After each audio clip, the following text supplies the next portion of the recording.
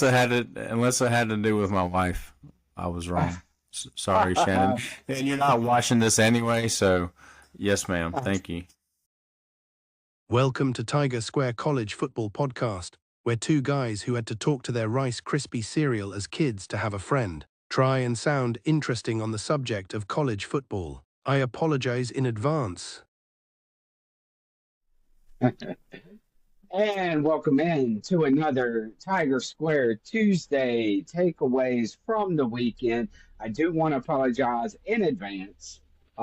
We had some technical issues from last week. We just couldn't get our Thursday podcast onto Facebook and onto YouTube. We know we need to be consistent, but all the more reason we need sponsorships to help sponsor Shane and I, so that way we can do this for a living. Without further ado, I'm Jason here in Alaska. That is Shane over there in Pensacola, Florida. And we're about to have some previews from last weekend. Man, what a weekend it was. We're going to talk about a few other things setting up for a massive weekend next weekend. Yeah. I see you. Shane, what a weekend. Notre Dame What a weekend. Scored 500 points without even one offensive snap. Texas flexing some muscle on a lowly but dangerous Arkansas team. At home, Arch Manning may not be coming into his own, which will set up a massive Texas A&M game this weekend. Tennessee gets its first victory in the swamp since the Carter administration. I don't know if that's real or not, but it's been a long time. If you're a Tennessee fan, you know what I mean. And Pitt knocks off my dark horse Georgia Tech team to kind of derail their playoff chances. So, Shane, we'll spin the bottle. Any game you want to talk to or talk about? You know, I will go with. Well, yeah, I'm going to go with Auburn, and I'll tell you why. You know, we took it upon ourselves to sit down Ashton Daniels so he can retain his red shirt for next year, which I think is a smart coaching move, futuristic move for the team. And instead of starting Jackson Arnold, we started Deuce Knight, who's the first 5-star quarterback recruit that we've gotten in quite some time. And what a game he had.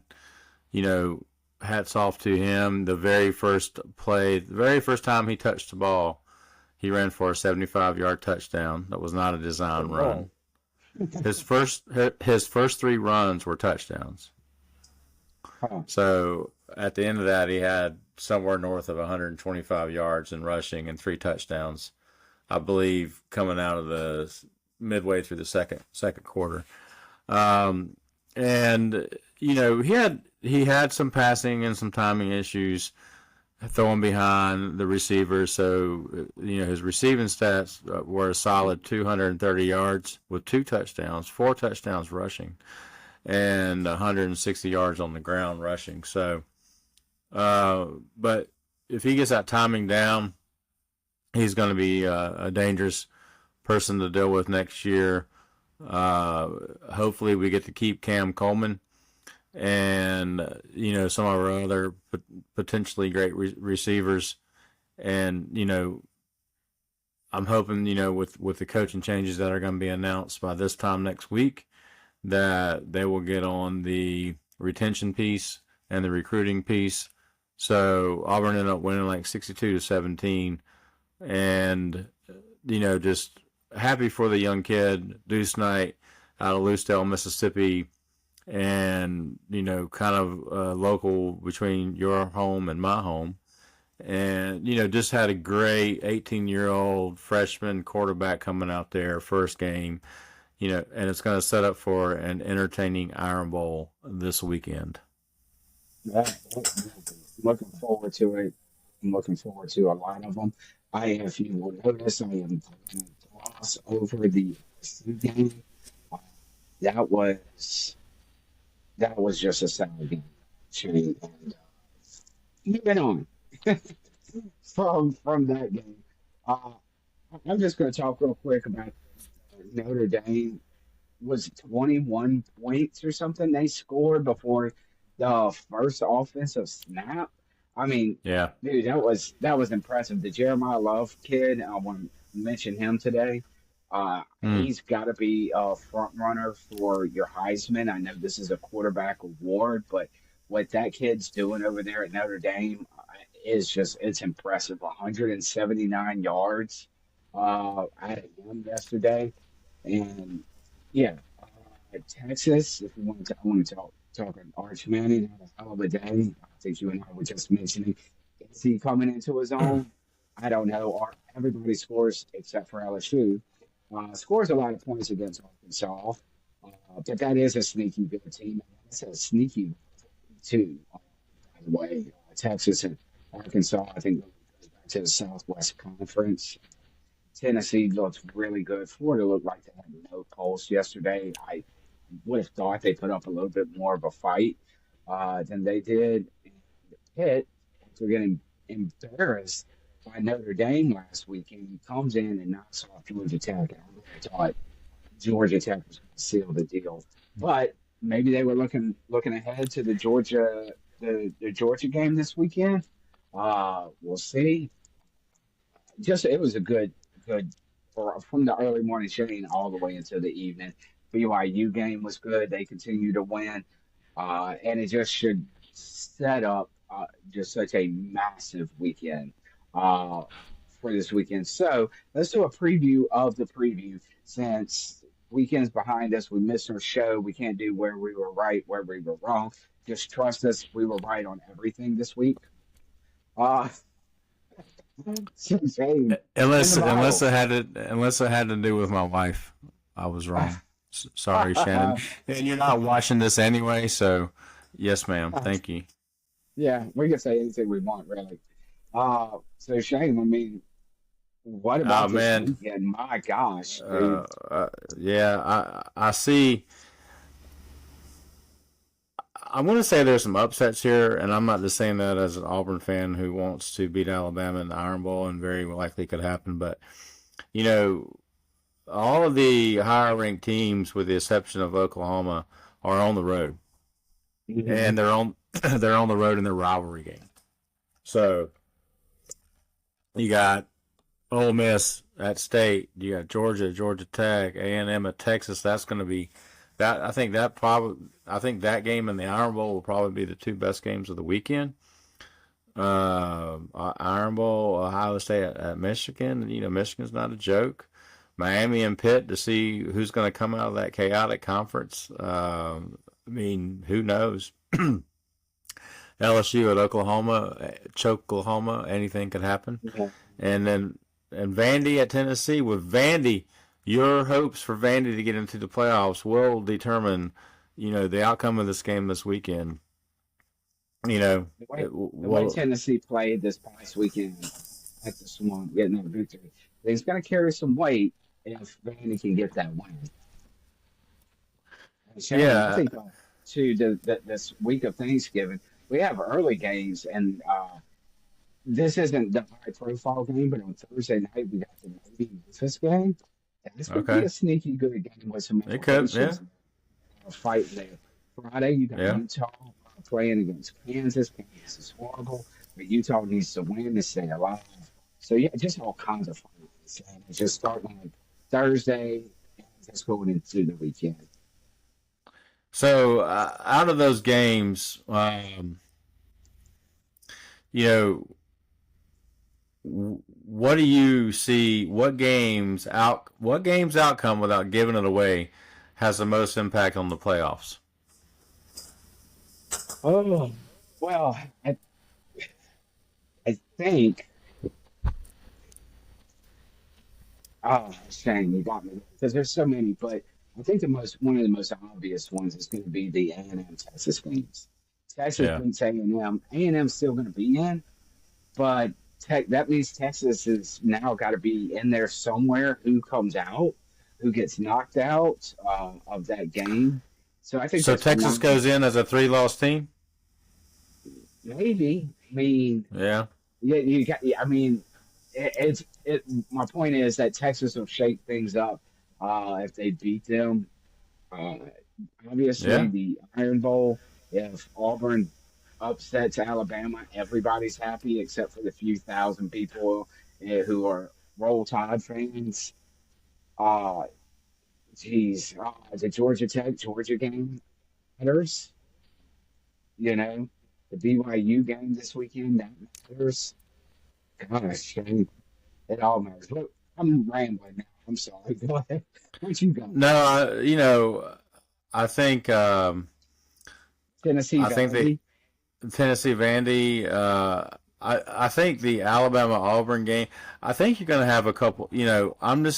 I'm going to say the Iron Bowl is going to go down to the last possession at Auburn at night. So we'll quit talking about that for now. But I think everybody's expecting Ohio State just to go into Michigan and roll over them, and they're favored by 11.5 points. And if Michigan wins that game, they're not kicking Ohio State out, but they got to be in the playoffs. They're in the championship game, right? If they win that game. No, I think that's a lock. I think it is Indiana versus Ohio State, no matter what. I think because No, I don't know. Michigan's got the Oregon one out of conference loss. and Oregon's sitting there with one loss Very to true. Indiana. So maybe we should research that. But man, I tell you, the Miami Pitt game obviously has a lot of implications for the ACC championship. Ohio State, if Michigan pulls the upset, or Auburn or Texas pulls the upset, one of those three teams pulls the upset. I mean, it's gonna. Alabama would be out. Ohio State will still be in there. A&M will still be in there. But then you got to think about putting Texas in there. Everybody a lot of the talking heads wants to see Manning in the playoffs. LSU can go. LSU could go and upset Oklahoma. They probably won't, but they could. They have the So talent. you're saying there's a chance. I'm saying there's a chance. So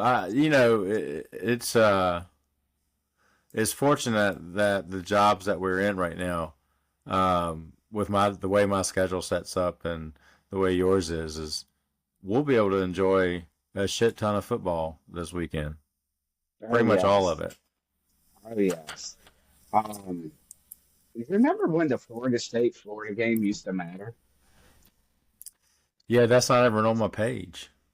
No, it's not. And Florida State breaking news, they're keeping your boy for another year. Norvell? Yeah. Wow. Yes. After two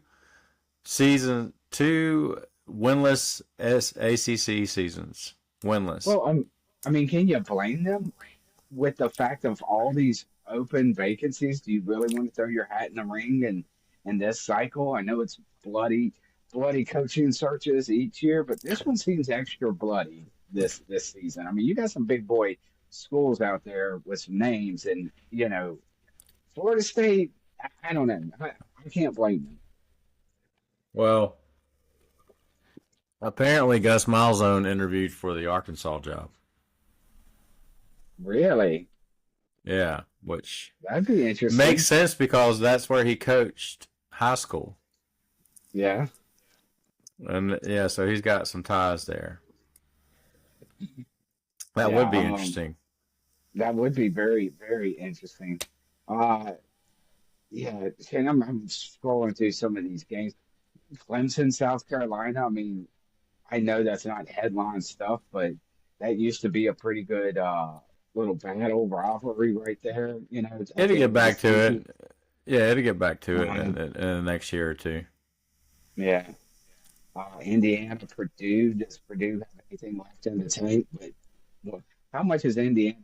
Well, I guess Indiana, if you're Indiana, you want to finish the season undefeated. It'd be the first one in program history, so they got all the motivation in the world. So I'm going to look for Indiana to trip up this weekend at all.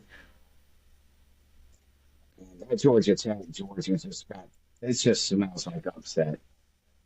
I don't know what your thoughts are, Sean, Yeah, but that just smells upset. Tech's back is against the wall. They must win to be considered, and that would just be based on ranking. Because as of right now, if I saw it right this morning, they only have a 2% chance of making the ACC championship game.